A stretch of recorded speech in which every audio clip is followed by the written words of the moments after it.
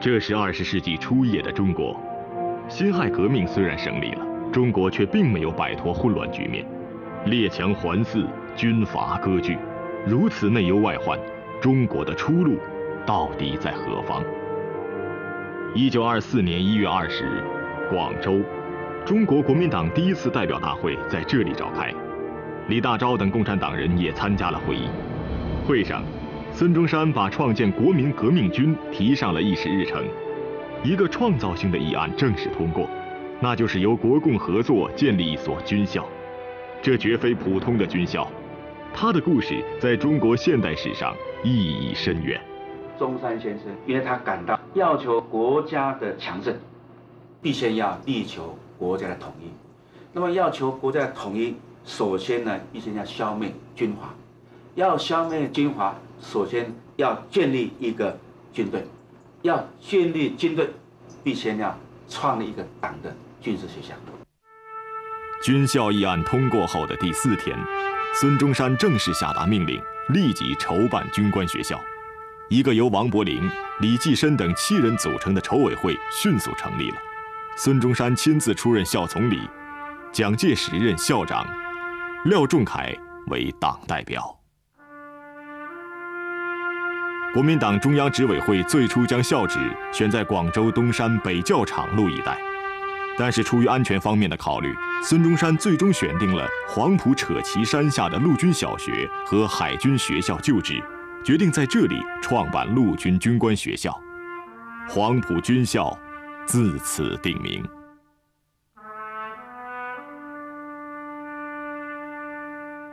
1924年1月30日，国民党1大的最后一天，已担任黄埔军校党代表的廖仲恺委托各省代表回去后物色进步青年，鼓励他们投奔军校。一本军校考选学生简章就是当时的动员材料。参加大会的共产党代表也积极承担起了推荐学员的任务。李大钊说了，你们可以到广州黄埔去。现在黄埔军校正在北京招生了，你们可以到黄埔去。我们党还需要军事人才，你们校的军事可以带兵啊。我们2个当时都是年轻的，都不到20岁，我17岁。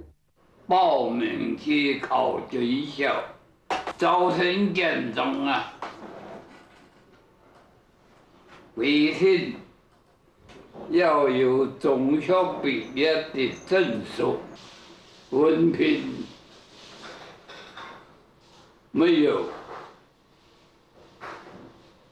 我们去做一个毕业证书。1924年2月6日，广州南堤路2号，黄埔军校筹备处在这里挂牌办公。然而，除了广东省可以公开招考外，其余各省因为处于军阀的控制下，所有的招生工作只能秘密进行。此时的毛泽东正在主持国民党上海执行部工作，他巧妙地避过军阀孙传芳的视线，在上海秘密设立了分考场，报考活动悄无声息地进行着。最终100多人通过初试赴广州总考，徐向前、侯静茹、郑洞国等一批名将就在其中。我父亲去黄埔军校投考的时候，5天5夜，因为北方是那个军阀反动势力很封闭的地方，很危险的地方。他那个介绍信，我父亲跟我说，是写在一个白的布上的，然后缝在衣服里头。5天5夜。赶到上海租界区的一个女子师范学校里头，赶上考试了。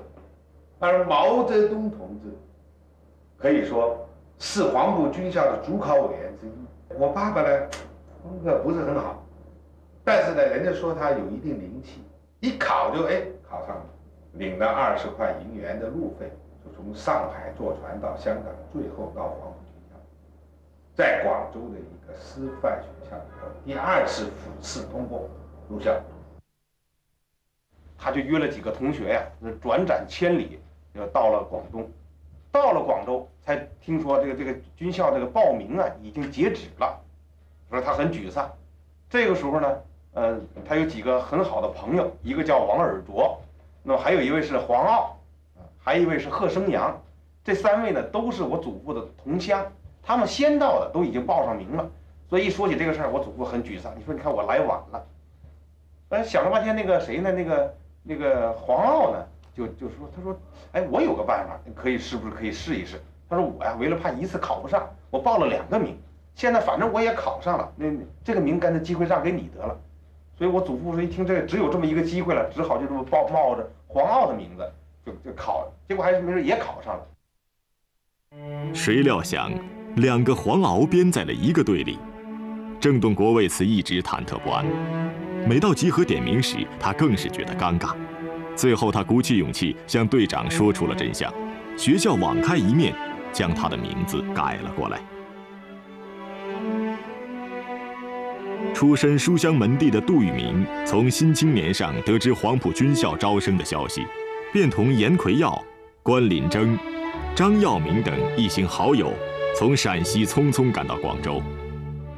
然而考期已过，后经同盟会元老于右任说情，才获准与同样误了考期的20多人一起补考。17岁的宋希濂和兄长宋仁楚以及郑介民、郑廷基2兄弟都是一同报考的。经过初试、笔试、口试、复试，1924年4月29日，军校筹委会张榜公布了录取名单，正式录取350人，被取生120人，共470人，其中年龄最小的16岁，最大的30岁。能够成为黄埔1期学生，对于每个学员来说都是人生的新起点，而对于整个中国而言，则是一个具有开创性的历史壮举。1924年6月16日，黄埔军校开学的日子。这天早晨7时40分，孙中山携夫人宋庆龄乘江固号军舰抵达黄埔岛。9点40分，开学典礼在操场隆重举行。首先由孙中山发表演讲。他说：“过去我们的革命只有革命党的奋斗，没有革命军的奋斗，我们的革命便不能完全成功。我们今天要开这个学校是有什么希望呢？就是为建立革命军做准备。学生就是将来革命军的骨干。开办这个学校独一无二的希望就是创建革命军，来挽救中国的危亡。”廖仲恺主持了开学典礼。黄埔校训“亲爱京城，养天地正气，伐古今完人”也从此广为传颂。400多名学生接受了检阅。随后的历史将会证明，他们正在走上的是一条极其艰难的救亡之路。黄埔军校校门原为牌楼式建筑，陆军军官学校6字木匾为国民党元老谭延闿手书，大门2旁原本悬刻对联：“嘉宾立旨，我武为阳，横批革命者来。”但是不久，对联便改了。黄埔精神吧，所谓精神呢，就是爱国主义的精神。大门口都贴着，怕死的就不要进了，要爱钱的也不要进了。黄埔军校从筹备伊始便得到了前苏联的支持。开学时，军校只有区500支步枪。至1924年10月，前苏联共送来了8000支步枪、400万发子弹以及200万卢布的办学经费。此后3年，亦有大批的枪支弹药、军刀、大炮运达广州，这对黄埔军校的创建和发展起到了巨大作用。此外，一个以鲍罗廷为政治顾问、加伦大将为军事总顾问的30多人前苏联顾问团，参与了黄埔军校的筹备、教学和训练工作。他们根据中国革命的紧迫形势，将培养一个初级指挥官所需的时间从3年缩短为半年，并且参照前苏联红军的方式，对政治教育格外关注。我们小的有军事有政治，政治比较多，而且请来很多名人上课。说名人这是当时的年轻的革命家，就是当时中国青年领袖有名的是就恽代英、萧楚宁，这些人都上课，也有北京去的大小教授，还有郭沫若，有的也有，毛主席还上课了。中国共产党同样为黄埔的创建做出了重要贡献。受廖仲恺邀请，当时刚从法国留学归来的周恩来于1924年8月来到黄埔军校。见面时，廖仲恺对周恩来说：“我们等你好久了。”随即任命他为政治部主任，负责政治教学、学生思想及群众工作。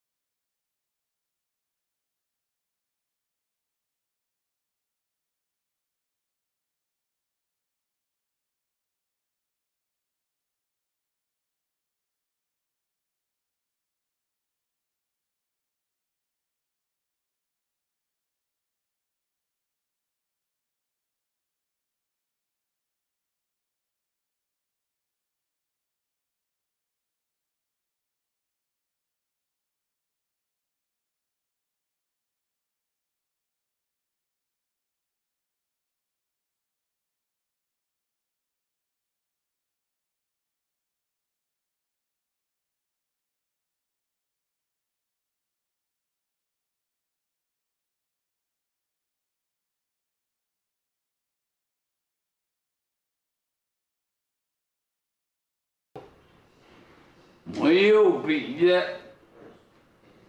就参加这个广东的东征作战。那个时候广东人呐，说我们这是小清军。在第一次东征中，最艰苦的战斗当属淡水攻坚战。已经毕业的黄埔1期生和刚刚入校的2期生都成为了战斗骨干。东征军中连以上的指挥员均由黄埔军校师生担任。1924年2月14日，东征军向距离惠州市70公里的淡水发起攻击。当时呢，我祖父的那个他们的部队第一仗就打的是淡水。当时我祖父那还是血气方刚啊，他报名参加了。实际上叫敢死队，那名字叫奋勇队，实际上就是敢死队，大概是100个士兵是20个军官组织的一支奋勇队，驾着云梯攻城，所以这是他经受的第一次的这个战斗的洗礼。经过2天2夜的激战，东征军攻克淡水城，俘获1000余人。之后，东征军乘胜东进，连克平山、海丰、陆丰，直下潮汕。在棉湖与陈炯明主力遭遇，这场战斗打得尤为惨烈，敌军伤亡900多人后败走福建。黄埔教导团虽然获得了胜利，但也伤亡惨重，仅1团3营就有274名官兵长眠于棉湖。1925年3月15日，东征军会师河婆，然而此前3天，也就是1925年3月12日，黄埔师生却遭遇了一场噩耗。孙中山在北平逝世，留下遗训：革命尚未成功，同志仍需努力。更令形势紧迫的是，滇桂军阀杨希闵、刘振环趁势在广州发动叛乱，东征军只好奉命回师平叛。第一次东征由此结束。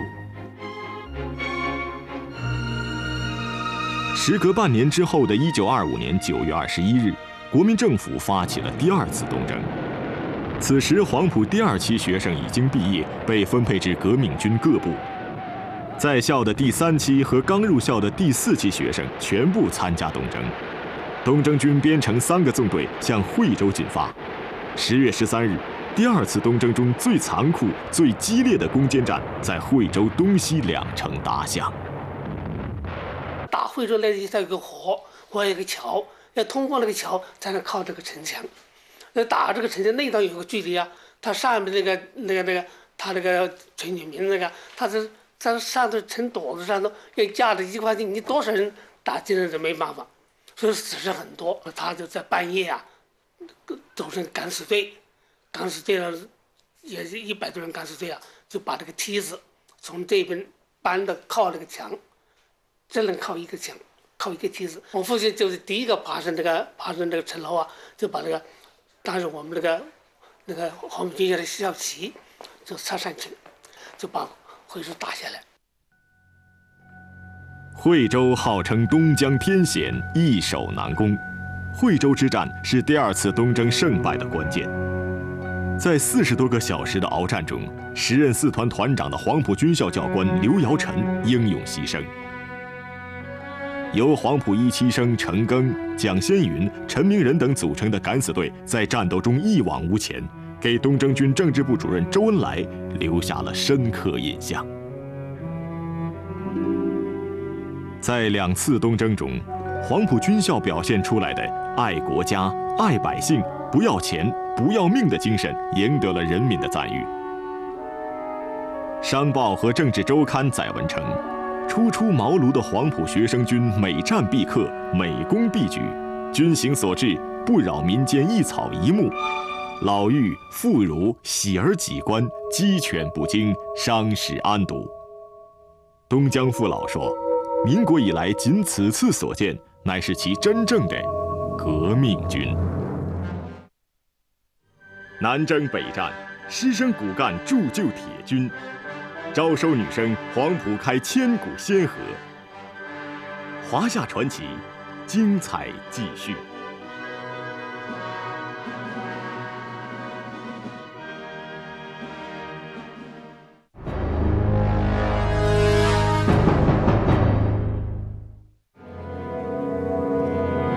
2次东征，黄埔师生付出了巨大的牺牲。战后，周恩来奉命组织抚恤东征阵亡将士委员会，将从惠州、河源、淡水、五华、棉湖等战场上收集的烈士遗骸运回广州。1926年6月16日，在黄埔军校建校2周年之际，东征阵亡烈士墓园落成。黄埔出身的516名国共2党烈士遗骨共葬一穴。进行北伐战争，铲除军阀是孙中山的遗志，也是这位校总理对黄埔全体师生的重托。为了加紧培养军政人才，国民政府于1926年3月将陆军军官学校更名为中央军事政治学校。第4期招收新生扩充到2600多人，是第3期的2倍。1926年2月9日，北伐战争打响，黄埔1至3期毕业生大多担任了北伐军各级指挥员，军校第4期政治大队和第5期入伍生总队都随军北伐。我们那时光就是北伐队去唱一个很对的歌。唱这歌，大家唱了，一唱啊，老百姓就拥护，所以军队到那么些老百姓都在要当道来讲，当道来讲，治军法，治军法，国民革命成功，国民革命成功，集会唱，集会唱，这都一样啊。北伐军的先锋是被誉为铁军的叶挺独立团。在全团2100多名将士中，参谋长周士第、营长曹渊、许继慎、连长吴兆生、卢德铭、练国良、胡焕文等大批骨干都是黄埔学生。他们在叶挺的带领下，从广东一路打到湖南、湖北。在著名的汀泗桥、贺胜桥的战斗中，独立团曹渊等191位勇士英勇捐躯。北伐当中啊，广东要到湖海，已经经过了丁氏桥、河心桥，这2条桥啊，通不过去。假如断掉了，那没有办法，不行了，要保护。那时光我是机关枪里的党代表，机关枪里的连长当死了之后啊，我做机关枪里连长了。所谓机关枪呢，机关枪能有几颗子弹呢？我买了很多的护油箱，买了很多的背包，哗一张，火一无从天。就把个节目没有护的那么讲，他就跑掉了嘛。在河南临颍的激战中，入学考试第1、毕业考试第1，人称黄埔骄子的黄埔1期学生蒋先云不幸牺牲。中国共产党机关刊物《向导》发表了悼蒋先云同志一文。周恩来、恽代英在追悼会上致悼词，高度赞扬了蒋先云烈士。整个北伐战争仅仅历时10个月，期间北伐军以10万精兵各个击破，打败了各自坐拥20万大军的华中直系军阀吴佩孚、华东军阀孙传芳，士气锐不可挡。从广州一路打到武汉、南京、上海、杭州、南昌、福州，席卷半个中国。黄埔师生不怕牺牲，浴血奋战，为北伐的胜利做出了卓绝的功勋。战败后的吴佩孚说：“我的军队并不差，官兵可谓不怕死。不料黄埔军不知死，胜败之分就在于此。” 1926年10月，北伐军挺进武昌城，叶挺下令修建铁军烈士墓，将独立团牺牲官兵的遗体、遗骨集中安葬在红山北路。墓碑上镌刻着曹渊等191位烈士的姓名和4句墓志铭。诸烈士的血铸成了铁军的荣誉，无产阶级的牺牲者，先烈之血，主义之花。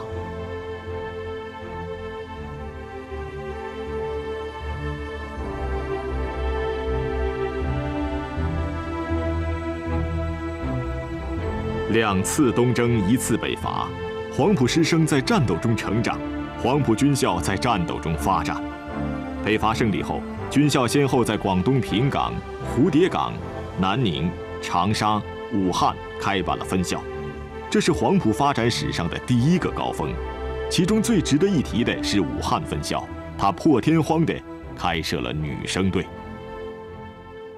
1926年大概是11月，我看到大公报，中央军事政治学校招生的广告。我一看军事政治学校，我有2个难题：第一，招不招女生；第二，父亲让不让我考。 结果一看呢，很高兴，招女生。我们乡下有一句话：好铁不打钉，好男不当兵。我还是个女儿，好不好是另外一回事。好男都不当兵，你这个女儿去当兵呢？怕我父亲不肯。我父亲看了一下广告，父亲呢，我父亲不是当免费的吗？ 实际上是挺开明的了，要不然怎么是当免费呀？我父亲说，共产党真了不得，办军事政治学校还招女生，你考，好好考。武汉分校设于武昌两湖书院，女生队原计划招生50、60人，不料报考的人太多，最后录取了195人。我母亲呢，当然也是我父亲的影响。 更重要的是受宋庆龄和恽代英的影响，在宋庆龄的号召影响下，参加了黄埔军校女生大队。黄埔军校历史上唯一的一期女生队，培养了许多杰出的女性。谢冰莹创作了一个女兵的日记而名声远扬，赵一曼在日寇的屠刀下坚贞不屈，而名垂青史。当年，斯大林听说黄埔军校成立了女生队后，十分高兴。这张女生队的合影就是为了向他报告而专门拍摄的。半年后，女生队参加了西征夏斗寅的战役，之后便融入到其他战斗队伍当中去了。国共合作创建的黄埔军校，不仅为东征北伐培养了一大批急需的战斗骨干和各级指挥官，而且造就了中国历史上众多的著名将帅。在其后数十年维护民族独立和国家统一的战斗中，他们继续书写一个军校的传奇。